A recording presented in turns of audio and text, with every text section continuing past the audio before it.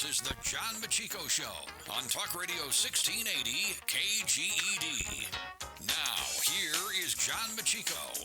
All right, guys, welcome to Talk Radio 1680 KGED, and John Meccico in the house for the next hour. Oh man, I've got a great story to tell you. I don't know if I'm going to tell you before the half hour at the end of the show, but just a real feel-good story about something that happened last night here in Fresno. So if you're from the area, definitely stay tuned for that. And if you're not from the area, stay tuned anyways, because again, it's a feel-good story. I guess the main story today was was the GOP lawmakers just bursting into the door where Adam Schiff was working and creating havoc. So this was funny. I don't know if you guys remember, about a month ago we were talking about that they were going to storm Area 51. Well, they didn't do that, but there was a storm going on today, man. And the video, not that it was anything comical, except just politicians, older men and women that are just making a point. So the drama on Capitol Hill. This was right out of the West Wing. If you guys remember the show The West Wing with Martin Sheen, this was the kind of thing that you would have seen on the West Wing.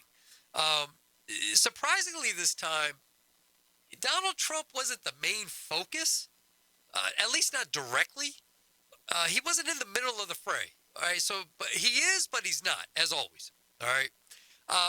But again, watching the video was actually more surprising than anything else. Finally, the House Republicans are showing some kind of cohesive backbone, and they're just getting tired of the nonsense of the Dems, and particularly Adam Schiff. And oh gosh, I'm laughing because of the vision that I have in my head more than anything else. I just think it's hysterical. So this morning there was a press conference in which they accused House Democrats of a lack of transparency. Anybody that is paying attention to this can see the lack of transparency. All right? And Republican Matt Gaetz, who's been very vocal, Matt's got some backbone. He doesn't need anybody behind him. He doesn't need an army. He's going to speak out. And he had this press conference, and his words were, we're going to try and go in there, and we're going to try to figure out what's going on behalf of the millions of Americans that we represent that want to see this Congress work for them and not obsessed with attacking a president who we believe has not done anything to deserve impeachment. And so far, he is right. He is absolutely correct. There is no reason, there is nothing that has showed up so far that says anything's impeachable, unless you're just going to impeach him because you don't like the way he looks, or you're just going to impeach him because you don't like the way he thinks. But as far as a criminal element goes, he's done nothing to be impeached. So Matt Gaetz is absolutely right. And then the Republicans, they call out the Shifty one, just specifically, all right? Specifically call out Schiff. They said, and this was Scalise, Steve Scalise from Louisiana, what is Adam Schiff trying to hide? I think that's the question so many people have. So many of my colleagues have. So many people in the press should have. So many people like me have. Honestly, what is it that he's trying to pull? This transparency going to the bottom of the basement somewhere to try to do interviews? And, if it's a House committee, then the House should hear things. You can't just exclude Republicans from it, but that's what he's doing. And finally, the Republicans got enough backbone to say, enough is enough. Not putting up with this any longer. So voting members of Congress are being denied access. This is Scalise again. Voting members of Congress are being denied access from being able to see what's happening behind these closed doors when they're trying to impeach the President of the United States with a one-sided set of rules. They call the witness. They don't let anybody else call the witness.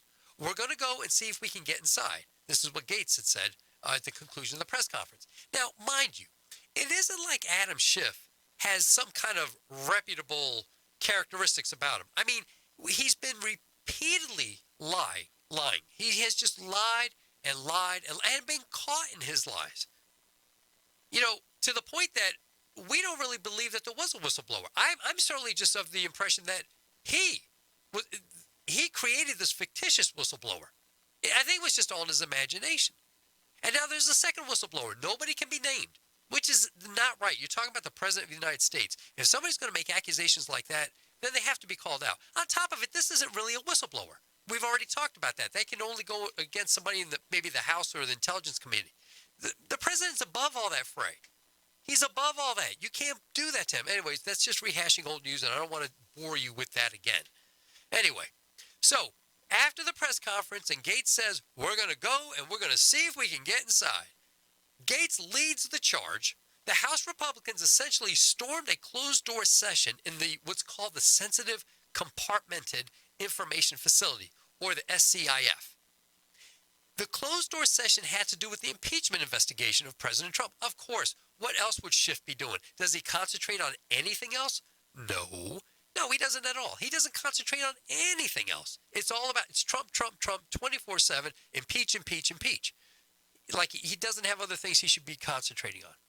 About 30 House Republicans flooded the room where Laura Cooper, who oversees Ukraine policy at the Department of Defense, she was set to testify. So apparently, she was not testifying quite yet. Now, if you remember, Gates, and I remember what I told you earlier, the guy needs no back. He's got backbone. He doesn't need anybody behind him. He was already kicked out from another session earlier this month when former Deputy Assistant to the President Fiona Hill faced questions behind closed door. At that time, Gates is sitting in, and they want him out. They're like, no, you don't belong here. And he's like, what do you mean I don't belong here? I'm part of this deal.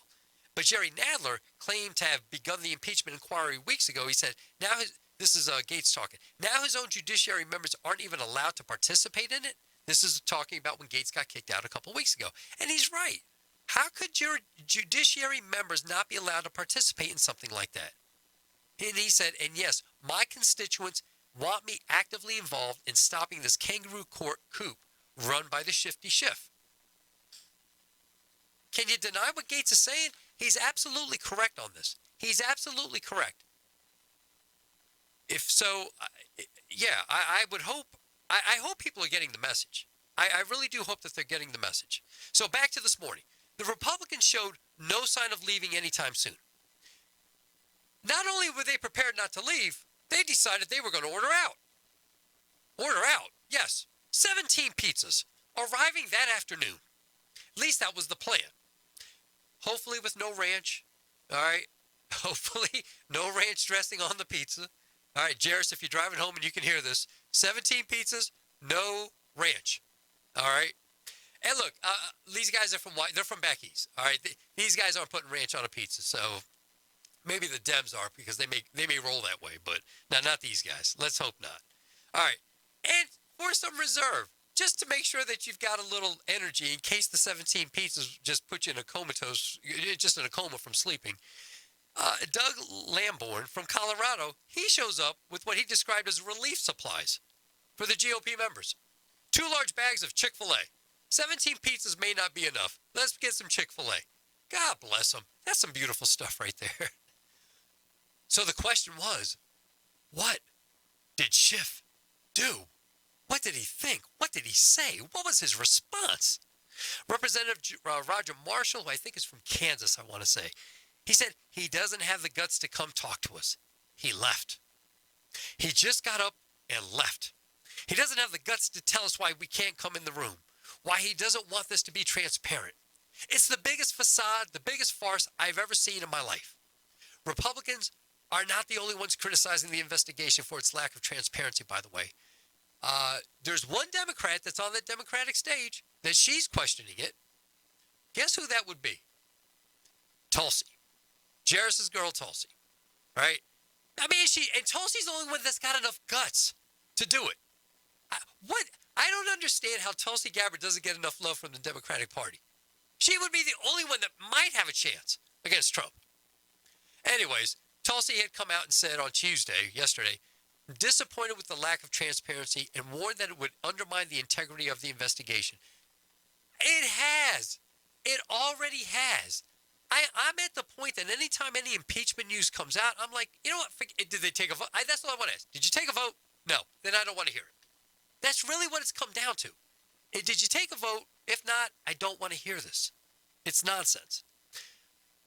Why can't Tulsi Gabbard, why can she understand this and then no one else actually gets this? And she's having trouble meeting the criteria to get back on the debate stage? I honestly would be more concerned with her than any other candidate. She's at least authentic. She's at least unapologetic in her beliefs. The whole thing is just unbelievable. It really is. All right, guys, we're coming on to the break, so I will finish the story when I get back. Just unbelievable stuff going on. White House drama, and I love it. All right, guys, we'll be back after the break.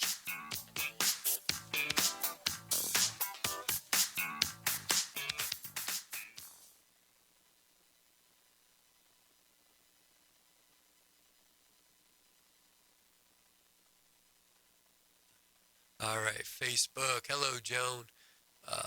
Yet the Republican Congress stormed in. Yep, it was so funny. Devil. So what? So what? Binky. Oh, what did I miss here? I missed something. Elaine Schiff is he's covering up his own corruption. Don't know how many years. I don't know either. Schiff's eyes popped out of his head. They almost already are. I think he's got a little hypothyroidism or something. Binky tells me there was pineapple on the pizza. No, stop it.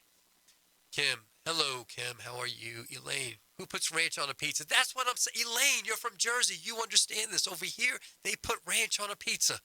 It's out of control. It absolutely is out of control. Oh, man. All right, talk to you.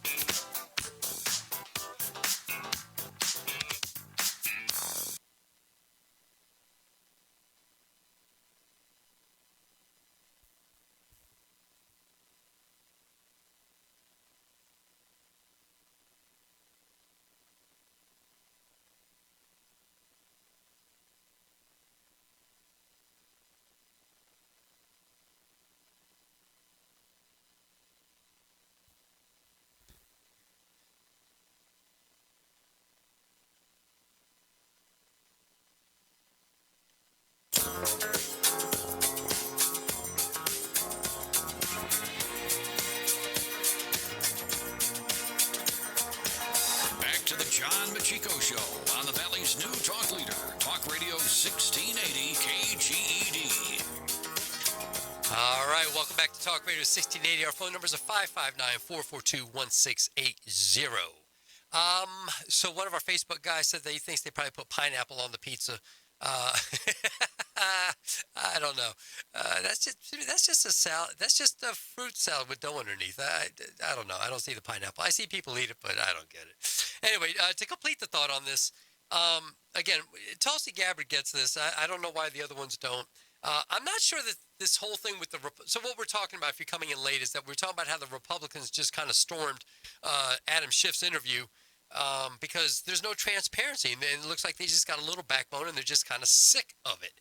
And I don't blame them. I think they should be sick of it. He's having these private, interviews. Nobody knows what's going on, and he already has lost so much credibility that it bears to think that, why are we trusting this guy? I mean, they had to have a vote as to whether he needed to be censored. And, he almost lost that. So I get what's going on with the Republicans, that this has got to stop. Now, I'm not really sure that this was the right thing to do, but I'm sure the GOP knew that nothing was really going to come out of it. It was a good public relations bit, I'll say that. Now, what they did accomplish was they shed some light on the shadiness of Adam Schiff and how the Democrats are conducting business on Capitol Hill. Hopefully, and I say hopefully, people will start seeing how corrupt this whole thing is. I don't know if we're so divided that the ones on the left just won't and the ones on the right will just keep saying the same thing, but, it really is ridiculous.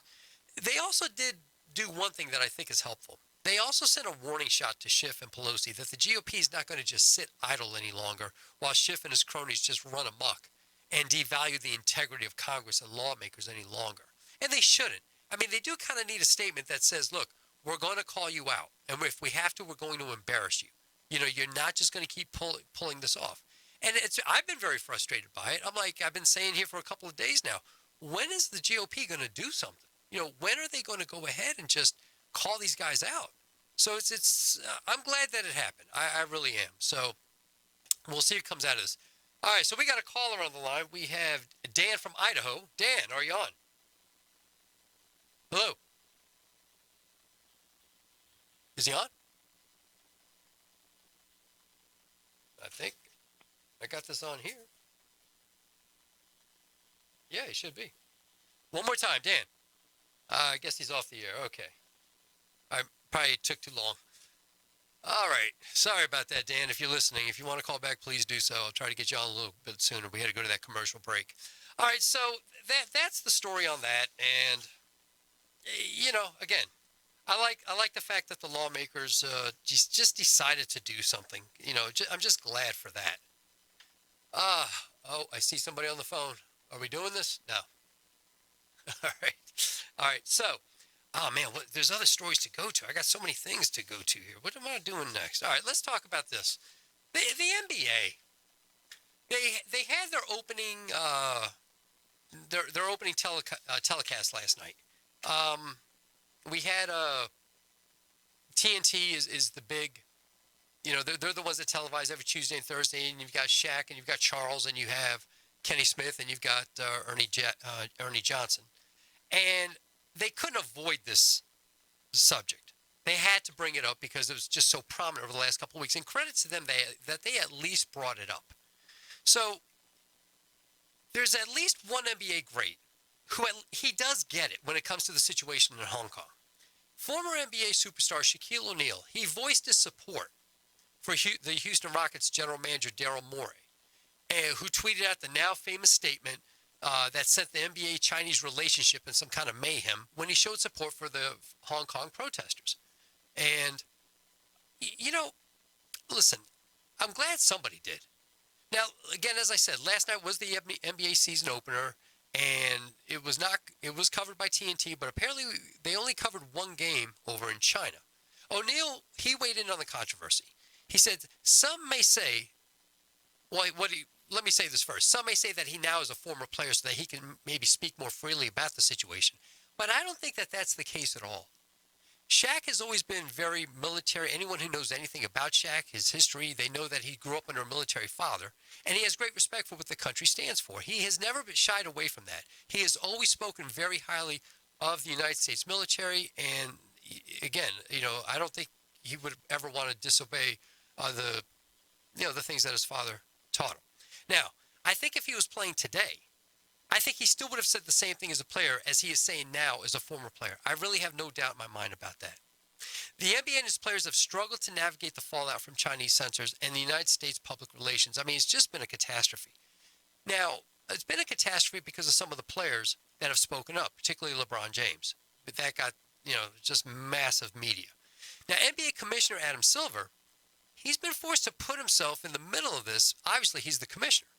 But I think he's actually done a pretty good job. I know there's been a lot of articles that have kind of blasted him for not doing as good a job. But I think actually there's a fine line that he has to walk here. But he defended American values. At the end of the day, that's what he did. He defended American values. He has recognized that it may be a financial beatdown by not bowing down to China's demands. But he has defended American values, and for that, I have to give him credit for. That's not an easy thing to do when we're talking billions of dollars. But in my opinion, that's the reason he's the best commissioner in sports.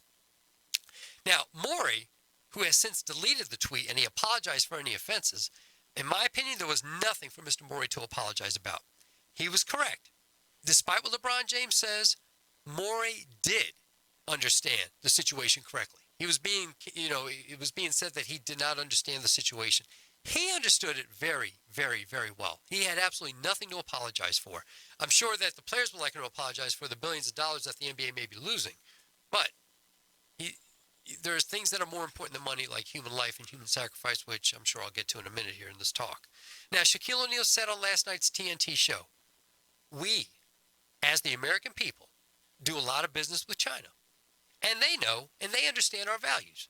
and we understand their values. One of the best values here in America is free speech. We're allowed to say what we want to say, and we're allowed to speak up about injustices. And that's just how it goes. If people don't understand that, that's something that they have to deal with. Well said. That's exactly right. It's not like China and the United States got into business and did not know what the other's values were. But China was in it to make money. The United States was in it to make money. So there it is. Did Maury, do you go to another country and step on somebody's toes? You don't want to do that, but this Hong Kong thing is a pretty serious thing. Maury spoke up. He was the only one that had the guts to speak up. He put a tweet out there. It caused just a complete firestorm. Absolutely, no doubt about it. But, as LeBron James tweeted out back in 2018, justice anywhere is just injustice everywhere, and that people should speak up. Maury took LeBron James' advice. I think LeBron just forgot what he tweeted out back then. Pretty simple. But that's the story. Maury, I get that it's not good for NBA business, but there are some things that must be spoken out for, and he felt like this was his right, and he did.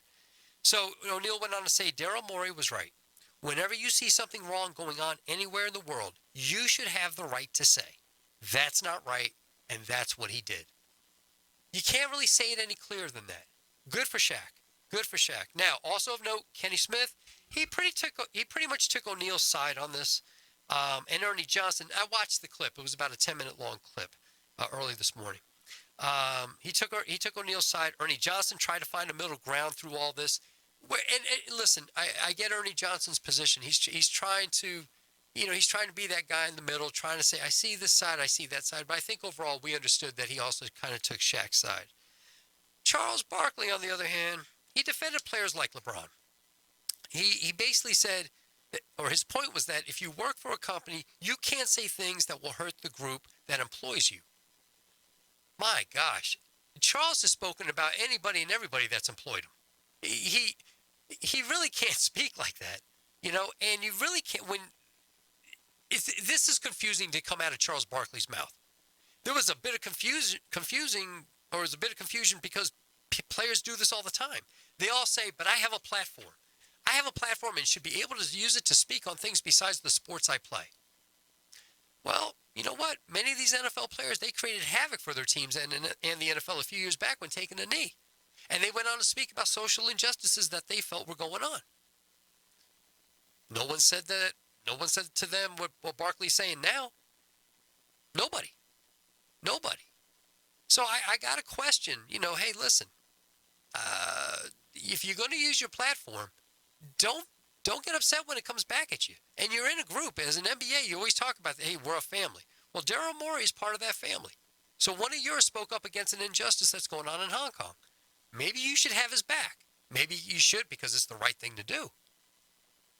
So I really, I don't know where anybody can dispute what I'm saying in regards to Daryl Morey. And Shaq is absolutely right. You really cannot dispute him. He's got his head on clear on this, and he's always been very consistent with this. So, now I will tell you this. I loved Charles Barkley as a player. I think he's pretty comical as an analyst. I think the biggest shame is that these young people as an analyst, they never saw Charles Barkley play. Unbelievable. Just one of the greatest athletes on a basketball court that we've ever seen, and that's the truth.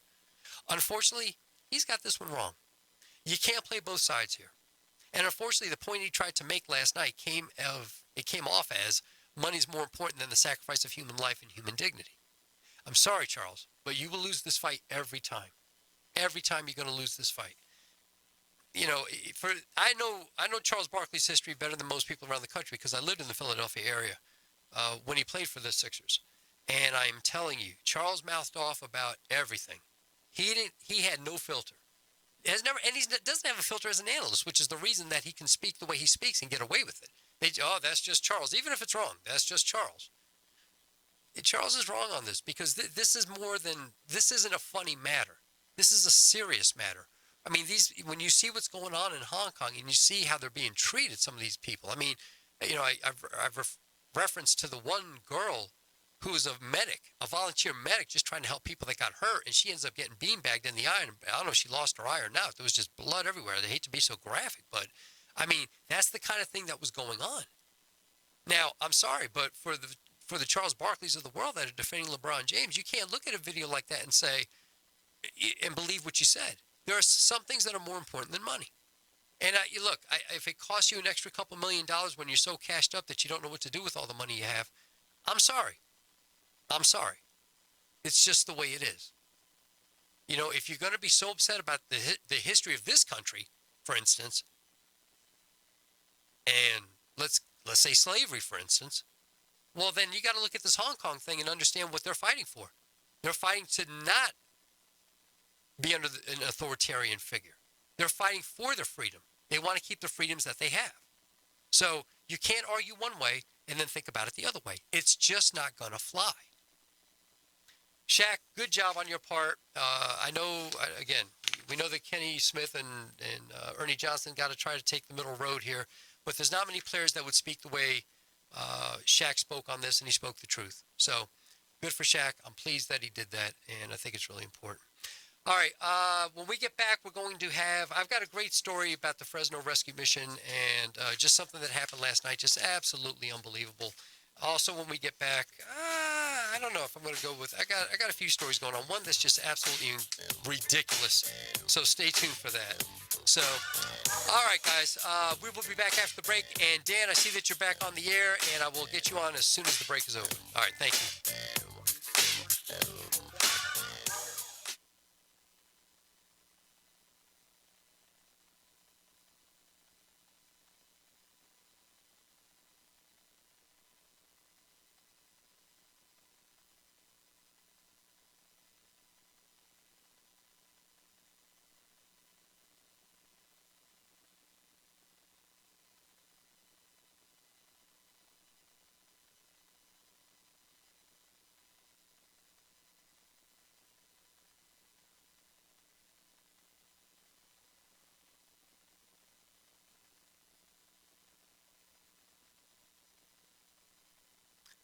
Hey, Facebook. Let's see what we got here. Belinda. Hello, Belinda. Apparently there's a thing in Cali. Elaine, I know. Jairus actually asked me about this on the air a couple of weeks ago when I did the show with him, and he was stunned at how vehemently opposed I am to pepperoni on a pizza. Elaine's from Jersey, Woody. She gets it. She's over here. They do that in California? She's like stunned.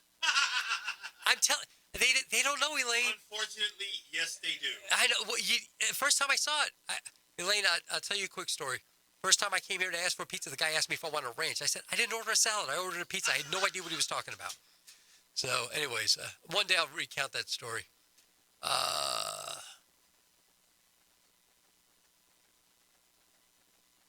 Elaine, Shaq, as far as I know, didn't buy into China. Jordan and LeBron probably get their shoes made from. Jordan makes $132 million a year from sneakers. I'm sure they pay everywhere. Michael, hello, Michigan Mike. Hey man, what's going on? I appreciate you being on. Sounds like here in our country, fighting for our freedoms. Yeah, Michael, those Hong Kong people do. We can feel what they're going through exactly.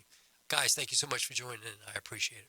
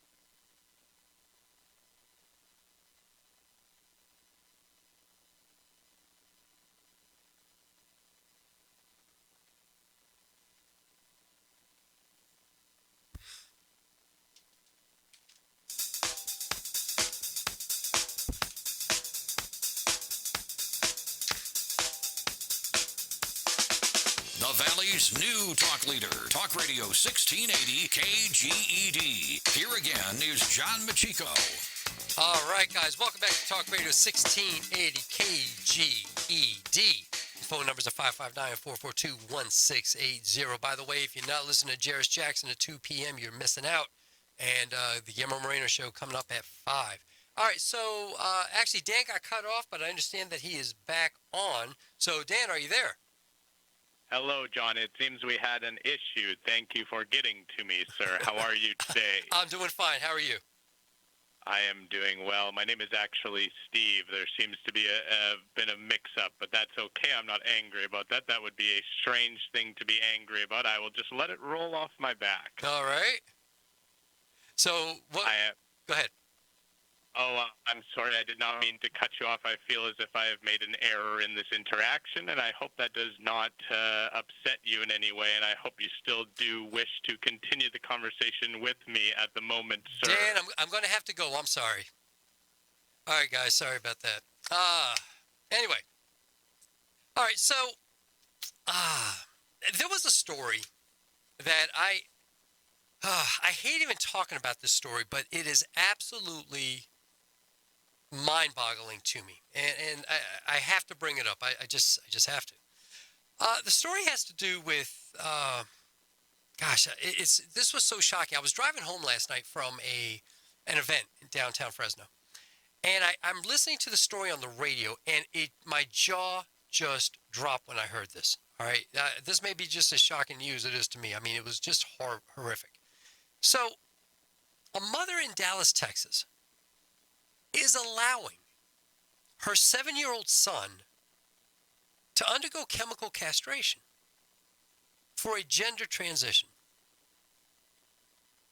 You did not misunderstand me. 7 years old, and mom is deciding that she's going to allow her 7-year-old son to undergo chemical castration for a gender transition. What is crazier than this to me is that the jury just backed her up. This was a court case, and the jury backed her up. By the way, I understand that Jarris was actually he had referenced this. So if you guys have listened from Jarris' show, this is the actual story that he had referenced. So hear this out. A jury has ruled against Jeffrey Younger, the father who is trying to protect his 7-year-old son, James, from chemical castration via a gender transition. This means James' mother, a doctor, by the way, Dr. Ann Gurgulis, will be able to continue transitioning him into the name that I guess she wants him to be called, which is Luna, and now has full authority to start him on puberty blockers and eventually cross-sex hormones. This is absolutely one of the most horrific things I can imagine for a 7-year-old. The kid is 7. 7. What kind of mother would do this to a 7-year-old? Actually, to any age, but a 7-year-old? This is pure evil. This is absolutely the most evil, horrific, horrible thing I can imagine that you would do to a child. Well, there's probably worse, but I mean, outside of just, well, actually, no, there's not worse. I mean, this is just absolutely horrific. I don't know how else to describe it. I've tried to come up with names that maybe give this even a better characteristic, but I can't. I can't describe this any differently. This is just a horrific nightmare that I'm reading about here, and to think that this is true. She was also asking that Jeff, the father, be forbidden from calling his son James, his given and legal name, and that he be prohibited from bringing James around people who do not affirm James as a girl. Are you serious? Mr. Younger is worried about Dr. Gargoulis forcing a lifetime of misery on their son. Transgender identifying individuals, even when encouraged in their confusion, they suffer from more psychological issues than the general population. And that's true. It's a huge difference. They have shorter lifespans because a lot of them are suicidal, up to like 40 to 45% are suicidal. And that's a problem. That's a serious problem. So you're telling me that a 7-year-old Oh, I'm sorry. Let me get into this a little bit. The question I had was, well, why would the mother do this? That's what we would all ask. Why would a mother do something like this to a 7-year-old child? This Dr. Gargoulas said that James first wanted a girl's toy from McDonald's, and soon after started imitating the female character from Disney's Frozen and asked to wear a dress.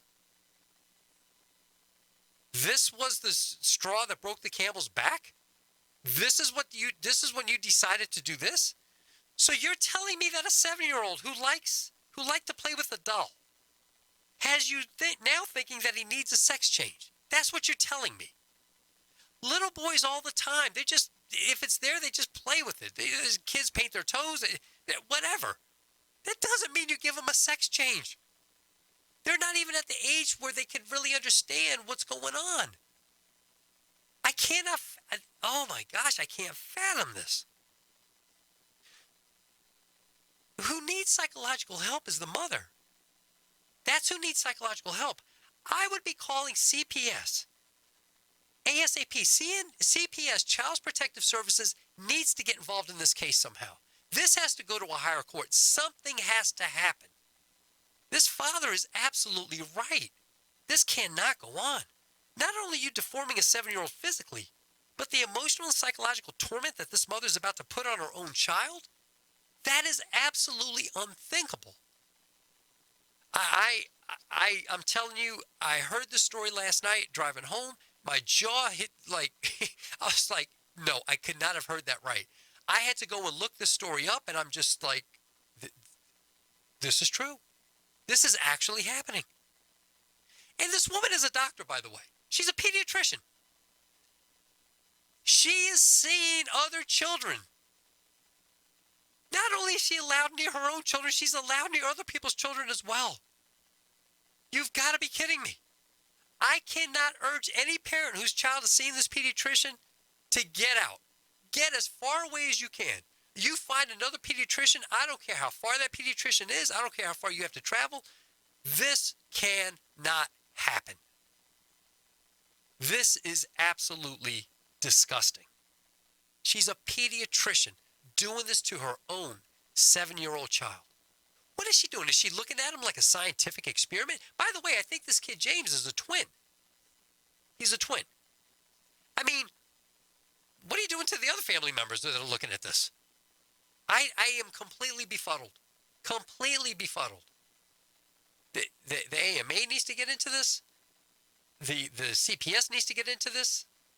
This has to go to another court. This has to go to a higher court. This cannot stand. I'm sorry. And then the other question. How did the jury justify this? What the heck was being discussed during the deliberation? Are you just sitting there, and did anybody not think that this was not a good idea? Or did you all think that, this makes total sense? Well, did any of you have children? Did any of you have a 7-year-old at home running around asking yourselves, could I do this to my child? What is it that they baffled you with, that you decided that this was okay? I'd like to have seen the look on the judge's face when this jury verdict came down. You can't do this. I'm sorry, but you just cannot do this. What the heck were you thinking? This case, if it can be, it must be appealed to a higher court. It just must be appealed to a higher court. I hope it can be. I don't know if there's a GoFundMe page for this Jeffrey Younger so that, he can lawyer up again and just go to a higher court. I don't know, but man, if this is my 7-year-old child, I'm doing everything that I can to stop this from happening. Anything and everything, whatever it takes. And whatever help I can get, I'm going to take it. I'm not going to be bashful. I'm not going to be shy about it. I'm not going to be too proud to beg. Man, if I need it, I'm asking for it. I can't even imagine what this father, Jeffrey Younger, must be going through right now. I mean, he probably walked into the courtroom with his attorneys and probably think, this is a slam dunk case. There's no way that a jury of his peers would think that this is something that should happen. How the heck did this get approved? How disappointed he must be that a jury of his own peers is as nuts as the mother is. I don't know, guys. I don't know where this is going, what this has come to. I cannot for the life of me I just can't make sense of this whatsoever. And Texas, of all places. It wasn't like it was California. It wasn't like it was New York. It wasn't like it was, some lefty loon state. Texas. Texas. What's going on in Texas? I don't know if Cruz knows about this or any of the other Texas leaders out there, but this this is nuts. This is nuts. My 7-year-old was playing with a doll from Frozen at McDonald's and then said, "Hey, can I wear a dress?" You've got to be a female. You're going to have to change your gender. We're going to start giving you hormonal therapy. Yeah. Oh my gosh, you have got to be kidding me. This cannot be true. What is this twin brother thinking?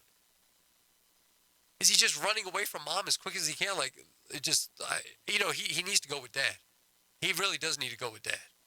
I mean, honestly, gosh, this can't go on. He's got to fight for his other son. He's got to do something, but he's got to get her away from this woman.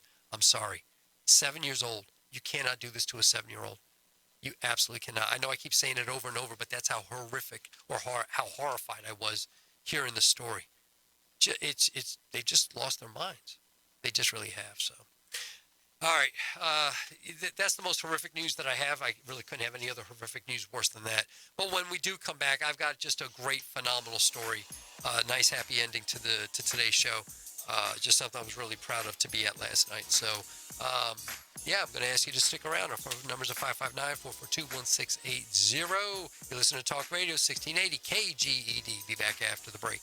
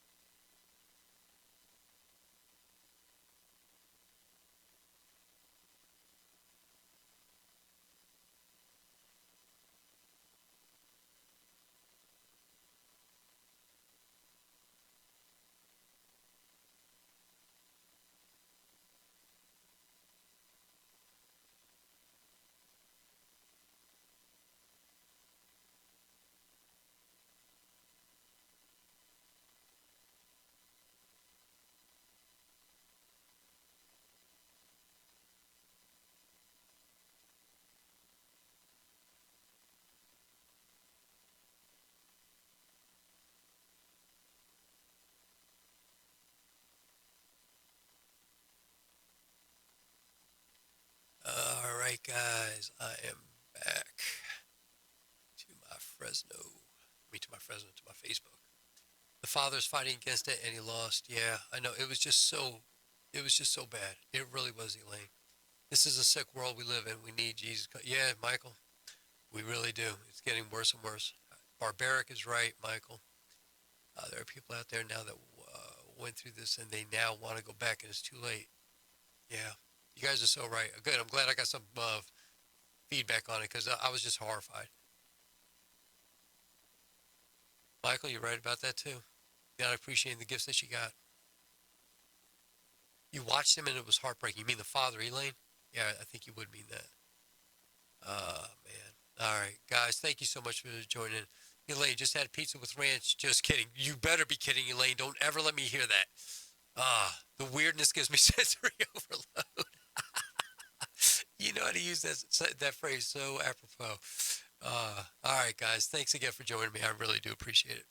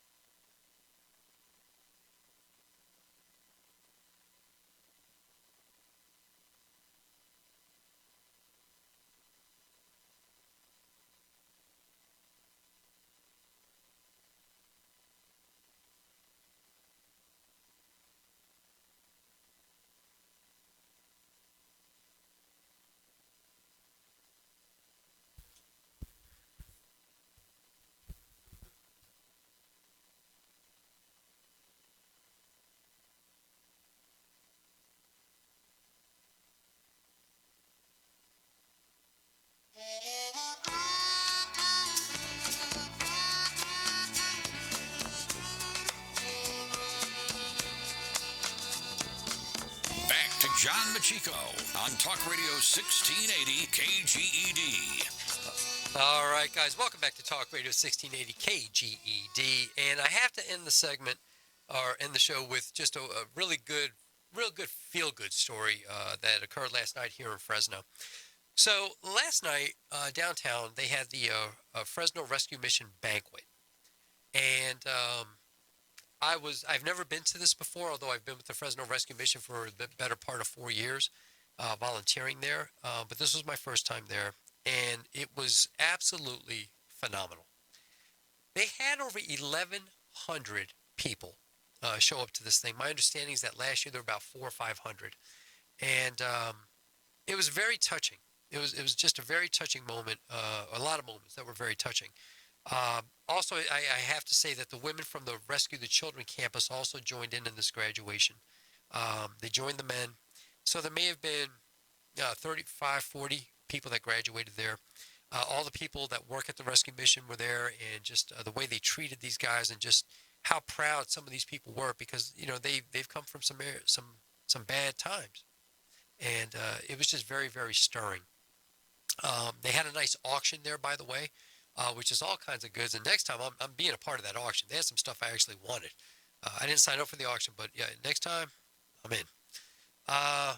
Just so many happy stories, and I was so proud of the guys, many who I consider friends now. So for some of you who know, I teach 3 classes there, and it's just been one of the best things that I've ever done. I've always said that, when the day comes that my life is nearing its final closure, the one thing I'll always be able to do is say, hey, did you get something right? Volunteering at the rescue mission was the one thing I definitely did right. So I'll always be happy about that. All these men and women just have fantastic testimonies of what a community can do for those that are in need. The beauty is that they got help, but they didn't look for a handout. They looked for a hand up. And that's what the rescue mission provides. I've met so many of these guys, and they're so talented in so many ways. And it's just heartwarming. It just was very, very heartwarming. And a lot of these guys, they go through a year, and then they go through 6 months of transition where there's so many great places, so many great people that have businesses here in this area, and they will employ these guys to make sure that they get something on their resume so that, they can have something, plus a good letter of recommendation, and just get on their feet financially. And so that kind of thing it's just nice to see that the Fresno Rescue Mission provides that opportunity. Not only are they providing a roof over their head, they're providing meals, they're providing great people to be around, and making these people accountable. And just really, really good stuff. So the productive lives that I already see coming out of there is just really incredible. I've really enjoyed that. These guys are already working. They're telling me what they're doing since they've left my class. And just to see them back on their feet and developing relationships again and stuff like that. But I think the thing that I really enjoyed the most, the look on the families' faces. Just because they know where their loved ones may have been at one time, and then they see them now, and so it wasn't just the graduates. It was like all 1,100 people that were there. Just, you could feel something, not only for your loved one, but understanding what every family may have gone through, in seeing their loved one maybe go through what your loved one went through. And it was just a great atmosphere. It was just a great feeling. Everybody shared a nice dinner. The ambiance was great. Matthew Dildine, the CEO, did a really nice job. Nice speech that he gave. So it was great. A lot of these guys ended up getting their GEDs. They got their education, and that allowed them to get better jobs. And that was heartwarming just to see where they've gone and what they've done. They're getting vehicles again. They're just so happy. Got my car, man. I'm ready. And just little things that a lot of us take for granted. These guys don't take it for granted. And the great thing is that they always give credit to Christ. They always give credit to Christ. Their lives, they just think differently now. They don't assume anything. It was great to see them all in cap and gowns, and I was trying to figure out, does the thing go on the right side or the left side of the cap, and which way do we flip it? That was awesome. I ended up sitting with a family, my man Kevin and his mom, and he had a foster mom as well, and he's got a beautiful sister, Christy. Sat with them and spoke with them for a while, and just really enjoyed that. Guys like Michael and Jerry and Larry, and I could just go on and on and on, and just to see that, hey, we did this. So for some of these guys, it's the first thing that they've actually ever completed, and great. You learn not to quit. Just good stuff. So, yeah, it was just really good. One person that I sat near was so inspired because apparently she's having her own troubles. She was so inspired by what she saw that she's actually going to go into the Rescue the Children campus. I think this either this week or next week she's going to go there and see if she can get in because she needs help. She was that inspired by what she saw, and I was amazed by that. I thought that was just such a fabulous story. To be able to meet so many of the families of the guys that I've taught at that class, and to see them talk to me, and they would give me little tidbits of things that they remembered in my class. That was awesome. I felt like a high school teacher that had been teaching for 40 years, and they, like people just coming up to you and say, you taught me this or you taught me that. And, the thing they don't understand is that they've taught me more than I've taught them. So very proud of the Fresno Rescue Mission. Very proud of the women that were at the Rescue the Children campus. Congratulations to all of you. Just a fantastic thing. You continue to inspire us to want to help, to want to give, and that you're not looking for a handout. You're looking for a hand up. And just really great testimonials. Great story. Fresno, you did it right last night. Saw that the former police chief was there. And there were probably a lot of dignitaries. I saw there was some media there, TV personalities. They get a lot of support. And I, for one, am glad to be supporting them as well. So, again, Fresno Rescue Mission, congrats to you and other cities that do stuff like that. If you're not sure, if you need a blueprint on how it's done right, the Fresno Rescue Mission does it right. And the Rescue the Children campus, just a heartwarming story. All right, guys. Hey, thank you so much for joining in for the last hour. Really a lot of fun, except for that one heartbreaking story. Anyway, we'll be back tomorrow on Talk Radio 1680 KGED. Looking forward to it. All right. See you soon.